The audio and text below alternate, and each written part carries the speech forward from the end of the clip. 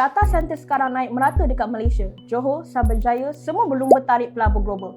Ini bukan sekadar trend teknologi. Ini sebenarnya tanda bahawa Malaysia sedang masuk dalam satu perebutan baru. Perebutan kapasiti digital dunia. Dulu, kekuatan ekonomi diukur melalui minyak, gas dan sumber asli. Hari ini ukuran itu berubah. Kuasa ekonomi sekarang bergantung kepada compute power, iaitu keupayaan sesebuah negara untuk memproses, menyimpan dan menggerakkan data pada skala besar. AI, cloud, fintech dan semua sistem digital moden bergantung kepada data center. Dan permintaan global sedang meningkat dengan sangat agresif. IEA menganggarkan penggunaan elektrik data center global boleh melebihi 900 terawatt per jam menjelang 2030, lebih daripada 2 kali ganda tahap hari ini. Negara maju yang selama ini menjadi hub utama kini mula berdepan had fizikal. Singapura contohnya telah menghentikan pembangunan data center pada 2019 kerana kekangan tanah, tenaga dan air. Hari ini mereka hanya membenarkan projek yang sangat efisien dan terkawal. Ireland pula menunjukkan kesan sebenar apabila sektor ini berkembang terlalu cepat. Pada tahun 2024, sekitar 22% daripada penggunaan elektrik negara itu digunakan oleh data center sahaja. Ini bukan lagi isu teknologi, ini sudah menjadi isu tenaga nasional. Apabila kapasiti negara maju mula tepu, syarikat global mula mencari lokasi baru yang lebih fleksibel. Malaysia muncul sebagai pilihan strategik dalam rantau ini. Kedudukan geografi yang dekat dengan Singapura, kos tanah yang lebih kompetitif dan ruang pembangunan yang lebih luas menjadikan Malaysia lokasi yang logik untuk pengembangan kapasiti digital serantau. Johor kini berkembang sebagai lanjutan kepada ekosistem digital Singapura dengan kelebihan latensi yang rendah dan kos operasi yang lebih efisien. Dari sudut pelaburan, skala yang masuk ke Malaysia bukan kecil. Sejak 2021, negara telah merekodkan lebih 180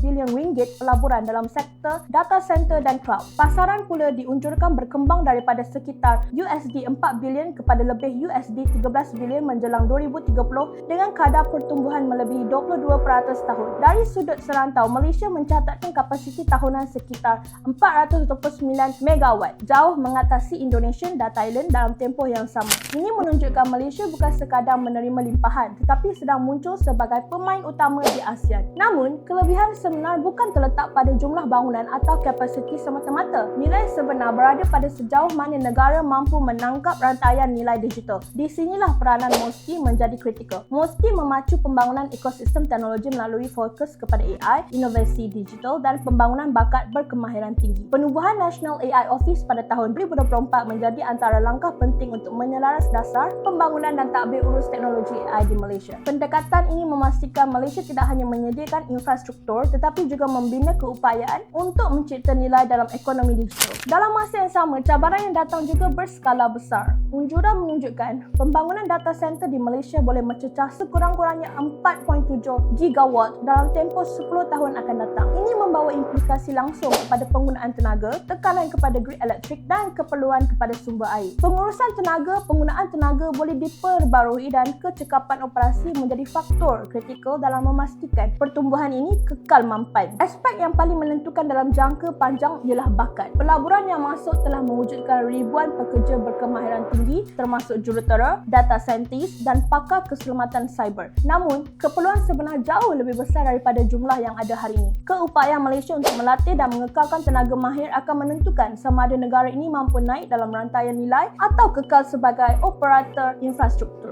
Data center bukan sekadar bangunan yang menyimpan data. Ia adalah asas kepada ekonomi digital global. Malaysia kini berada pada kedudukan yang sangat strategik dengan aliran pelaburan yang besar dan pertumbuhan yang pantas. Melalui pendekatan yang berfokus kepada teknologi, bakat dan inovasi, hala tujuan dibentuk hari ini akan menentukan peranan Malaysia dalam landscape digital serantau untuk dekad yang akan datang.